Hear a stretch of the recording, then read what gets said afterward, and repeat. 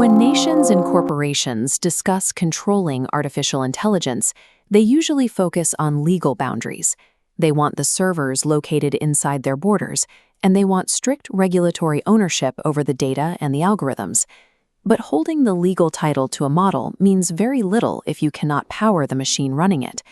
Real operational control requires physical control. Training a frontier AI model demands tens of megawatts of continuous electricity. It requires specialized liquid cooling architectures to prevent thousands of densely packed processors from melting down under the immense heat load. If a region lacks the grid capacity or the water supply to sustain those massive thermal and electrical loads, it simply cannot operate the systems. Sovereignty is directly bound by physical infrastructure limits. This chart visualizes the computational demand of artificial intelligence workloads. As you can see, the requirements double roughly every 6 months. To maintain that pace, millions of packets must cross nodes with precise sub-millisecond synchronization. If timing slips, the entire cluster stalls. Human engineers cannot monitor or react to systems operating at terabit scale throughput. Manual scripting breaks down entirely at this speed.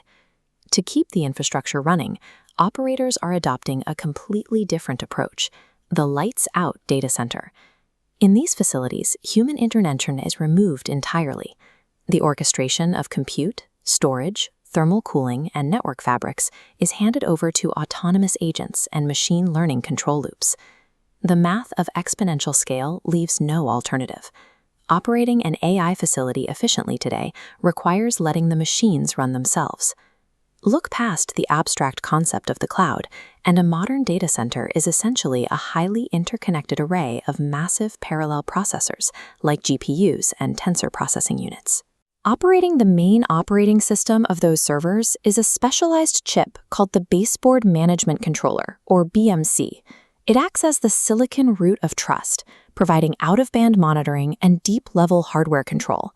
A single facility holds tens of thousands of these controllers.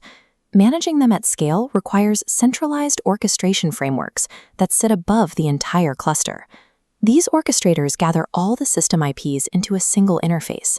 An administrator or an autonomous agent can view the status of vast hardware arrays from one central dashboard. Through this interface, a single command can wipe an environment, update the BIOS, or deploy a bare metal operating system directly over the network to thousands of machines simultaneously. This orchestration layer effectively functions as the central nervous system of the facility, directing the physical behavior of every piece of hardware underneath. Organizations implement these autonomous systems to gain operational independence, but adopting automated logic requires trusting the multi-vendor supply chains that build it. We call this the sovereignty paradox. By centralizing control to achieve a lights-out environment, operators inherit deep reliance on third-party code that they rarely audit in-house. To avoid vendor lock-in, the industry adopted open standard firmware protocols like Redfish, but widely shared standards also create a highly predictable, standardized global attack surface. The tools deployed to ensure operational independence simultaneously consolidate massive risk into a single point of failure. This reliance introduces what security analysts call a silent backdoor. It is not a missing patch or a coding error, but a structural byproduct of the autonomous trust relationships within the facility. Attackers bypass external firewalls entirely by weaponizing these legitimate management pathways. They use the intelligence designed to optimize the data center to compromise it. This level of access exposes operators to a severe vulnerability: physical harm through firmware manipulation. If malicious actors compromise a baseboard management controller, they can overwrite thermal safety thresholds. They can overclock the processors until the silicon permanently burns out. The digital intrusion jumps the gap into the physical world, turning high-level software access into irreversible hardware destruction.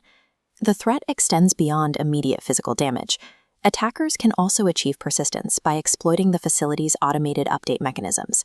If an autonomous agent is fed poisoned parameters or compromised via prompt injection, it will assume the malicious instructions are legitimate.